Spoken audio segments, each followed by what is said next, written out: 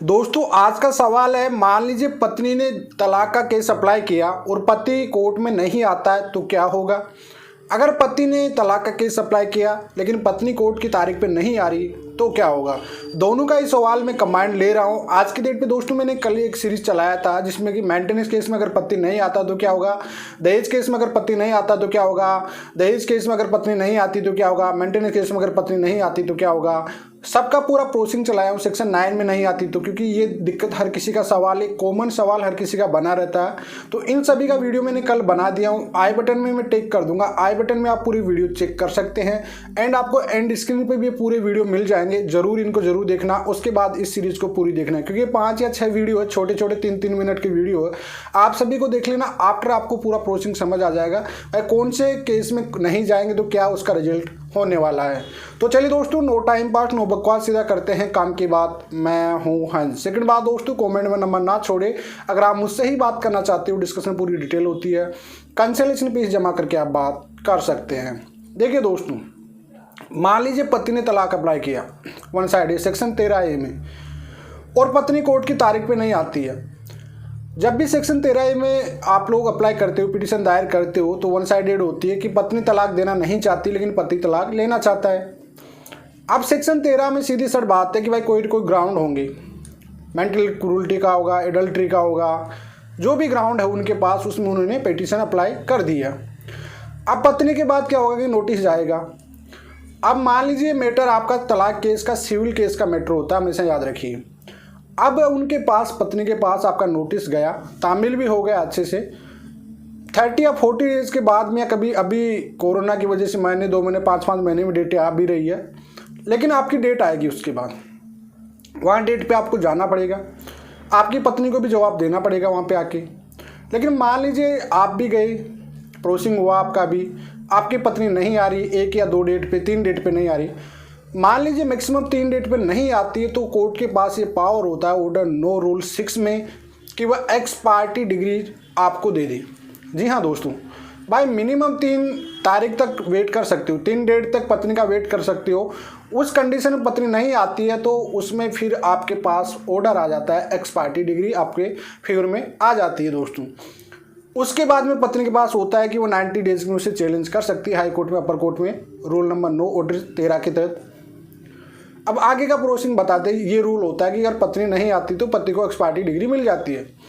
यहाँ पे एक बात नोट करने की है कि वारंट निकाल के पत्नी को नहीं बुलाया जाएगा, नोटिस पे ही बुलाया जाएगा, क्योंकि मैटर यहाँ पे सिविल केस का है। उसी प्रकार से मान लीजिए कि पत्नी ने अप्लाई किया, पति नहीं आ रहा, सेम प्रोसेसिंग है, 3 उनको भी जाएगी, नोटिस नहीं आ रहा तो एक्स पार्टी डिग्री हो जाएगी, और एक्स पार्टी उसे पति के पास फिर 90 डेज है, हाई कोर्ट में, अपर कोर्ट में उसे चैलेंज कर सकता है और कन्वेंशन कर सकता है, उसके पास प्रॉपरली रीजन है। तो दोस्तों एक बात आपको समझ में आ जाना चाहिए था कि भाई वन साइडेड सेक्शन 13A में अगर पति या पत्नी कोई भी तलाक अप्लाई कर रहा है और विपक्ष पार्टी, जैसे पति ने अप्लाई किया, पत्नी नहीं आ रही है, पत्नी ने अप्लाई किया, पति नहीं आ रही है, तो आपको एक्स पार्टी डिग्री मिल जाती है। अब यहाँ पे बात करते हैं सेक्शन 13B म्यूचुअल की। दोनों सहमति से अप्लाई तो कर दिए पिटीशन, जैसे पति और पत्नी दोनों सहमति से किए, लेकिन बाद में उनकी बात बनती नहीं है। एक पक्ष विड्रॉल करना चाहता है, कहीं पर बीच में विड्रॉल की फाइल भी डाल दी जाती है, तो आपका पहले तो इंतजार किया जाएगा, बुलाया जाएगा। अगर एक पक्ष नहीं आ रहा तो कोर्ट उसे खारिज कर दिया जाता है मैक्सिमम केसेज में। एक्स पार्टी नहीं करता है म्यूचुअल में कभी भी। आपका जो म्यूचुअल में अगर आपने दोनों, देखो म्यूचुअल होता है, दोनों की पिटीशन लगती है, हस्बैंड और वाइफ दोनों की। अगर मान लीजिए कि पत्नी नहीं आ रही या पति नहीं आ रहा तो कोर्ट खारिज कर देगा। सेक्शन 13B की दोनों पिटीशन एक दिन दायर करते हैं, जॉइंट पिटीशन होती है पति और पत्नी की।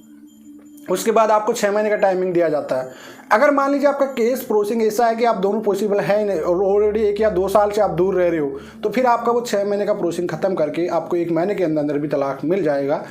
लेकिन उसमें से बाई चांस पिटीशन दायर करने के बाद अगर कोई पार्टी नहीं आ रही है, जैसे पति ने अप्लाई किया, पति और पत्नी दोनों ने किया म्यूचुअल में, लेकिन पत्नी नहीं आ रही है, तो उस सिचुएशन में आपका खारिज हो जाएगा। या पत्नी आ रही, पति नहीं आ रहा तो भी खारिज हो जाएगा। मतलब म्यूचुअल में 99% आपका खारिज हो जाता है। और सेक्शन 13A वन साइडेड होता है, उसमें आपको एक्स पार्टी डिग्री मिल जाती है। दोस्तों एक फॉर्मूला आपको मैं बेसिकली समझा देता हूँ, बहुत ही इजी फॉर्मूला है कि भाई जो भी सिविल केसेस होते हैं उसमें कभी वारंट नहीं निकलते हैं, उसमें नोटिस पे बुलाया जाता है और एक्स पार्टी ऑर्डर डिसाइड कर दिया जाता है। लेकिन मामला अगर कोई क्रिमिनल केसेस का है तो क्रिमिनल केसेस में आपके पास पहले बेलेबल वारंट होता है, फिर अरेस्टिंग वारंट होता है, फिर जमानत जब्त होती है, लेकिन एक्स पार्टी डिग्री आपको नहीं मिलती है किसी भी केस में।